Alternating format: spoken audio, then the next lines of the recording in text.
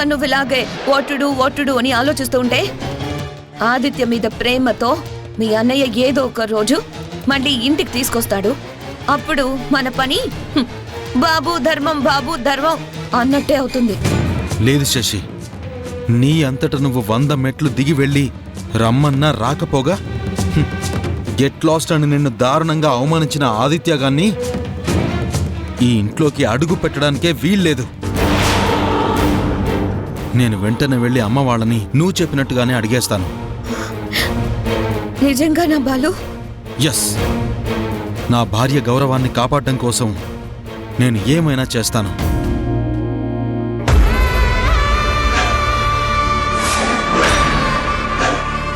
బాలు, అనుకున్నది సాధించే వరకు ఈ శశిరేఖ నిద్రపోదు.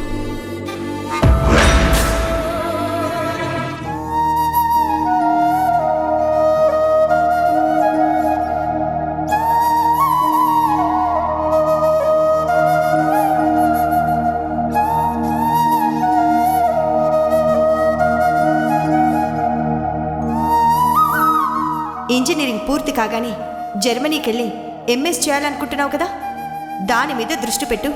నేను ఆ ప్రయత్నాల్లోనే ఉన్నాను. ఆన్లైన్లో జర్మన్ లాంగ్వేజ్ కూడా నేర్చుకుంటున్నాను. నువ్వు మాత్రం ఓవర్ స్టిచ్. మాస్టారు అంటే ఏంటి? ఓవర్ స్టిచ్ అంటే జర్మన్ భాషలో జాగ్రత్త అని. రోడ్డు మీద మన ఆదిత్య ఒక మెకానిక్గా పనిచేస్తూ కనిపించాడమ్మా.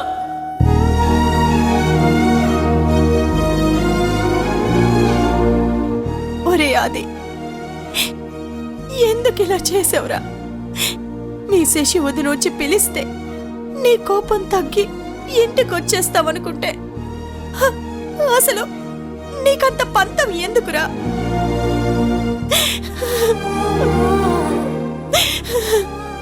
ఏమండి, వీడు మొన్నటిదాకా మన కళ్ళ ముందే ఉన్నవాడు, ఇప్పుడు ఏడి ఎక్కడా?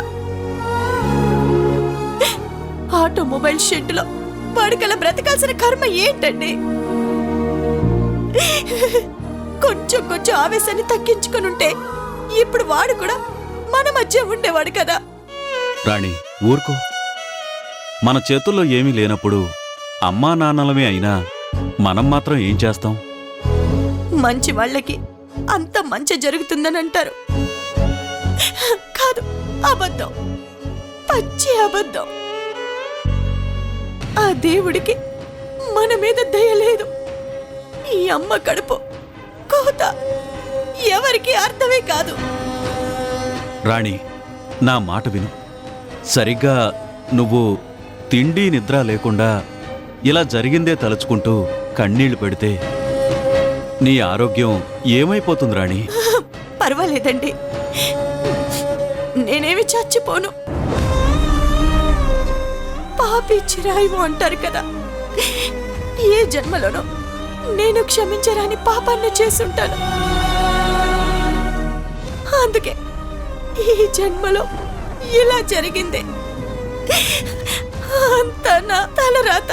చూడు రాణి, ఆదిత్య ఎక్కడున్నా వాడు క్షేమంగా ఉండాలని నువ్వు కోరుకోవడం తప్ప కన్నవాళ్లుగా మనమేమీ చేయలేం.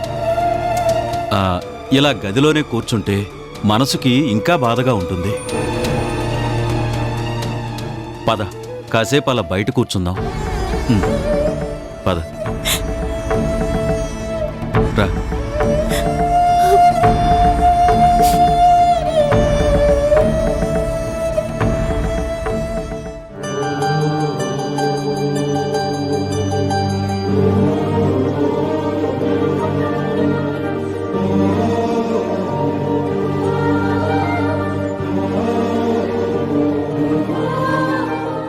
ఏమండి, ఇవాళేంటి ఆఫీస్ నుంచి ఇంత త్వరగా వచ్చేసారు? కొంచెం తలనొప్పిగా ఉంది సీత, అందుకే వచ్చేసాను. అయ్యో, వేడివేడిగా కాఫీ తెస్తానుండండి. సీత వద్దు, కాసేపు నువ్వు ఇలా కూర్చో.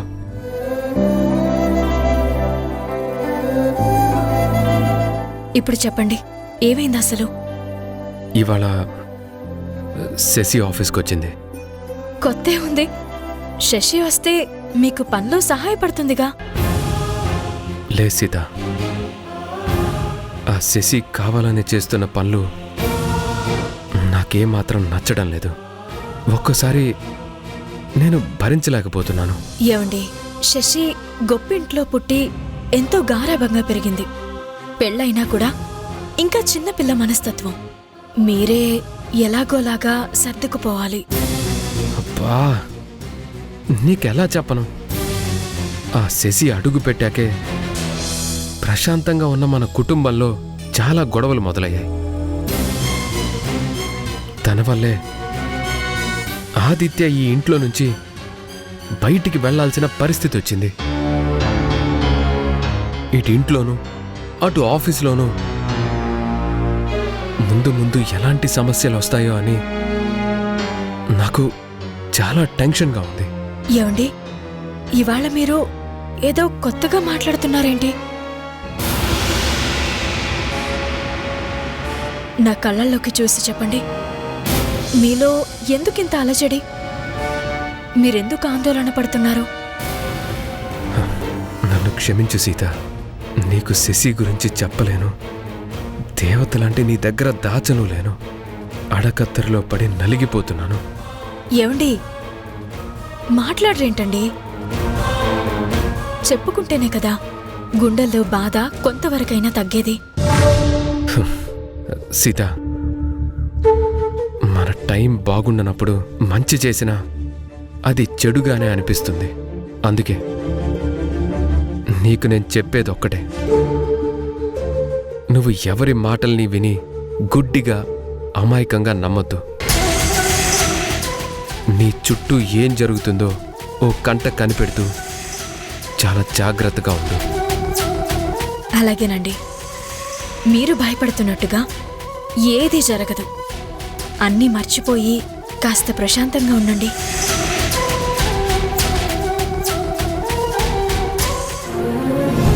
శశి తనంతట తానే వెళ్ళి ఆదిత్యను రమ్మని పిలిచినా వాడు రాను అన్నాడంటే వాడి మనసు ఎంత గాయపడిందో అర్థమవుతుందమ్మా. వాడికి ఆవేశంతో పాటు ఆత్మాభిమానం కూడా ఎక్కువే.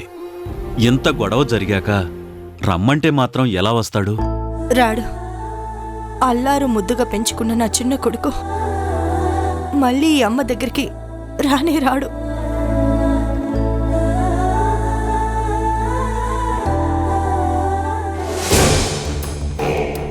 తాతయ్య, అమ్మ, నాన్న, మీతో నేను కొంచెం మాట్లాడాలి. దేని గురించి? మన కంపెనీ గురించి. రేపటి నుంచి నేను మన ఆఫీస్కి వెళ్ళాలి అనుకుంటున్నాను. అలాగేరా, సంతోషంగా వెళ్ళు. మీ రామన్నయ్యకి సహాయం చేసినట్టు కూడా ఉంటుంది.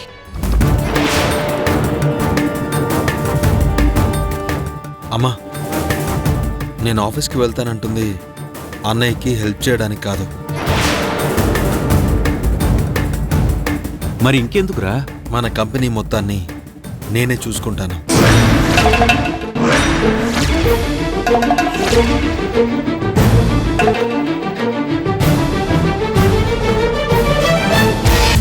ప్రియమైన ఈటీవీ ప్రేక్షకులకు నమస్కారం. మన జీవన తరంగాలు సీరియల్ని ఆదరిస్తున్న ప్రేక్షకులకు మాతో కలిసి నటించే అద్భుత అవకాశాన్ని ఈటీవీ కల్పిస్తుంది. మీరు చేయవలసిందల్లా మన జీవన తరంగాలు సీరియల్ టెలికాస్ట్ అవుతున్నప్పుడు టీవీ ముందు సెల్ఫీ లేదా ఫోటో తీసుకుని మీ పేరు, ఊరు పేరు రాసి స్క్రీన్ మీద డిస్ప్లే అవుతున్న నెంబర్కి వాట్సాప్ చేయటం. సెలెక్ట్ అయిన ప్రేక్షకులకు ఈ అవకాశం వర్తిస్తుంది.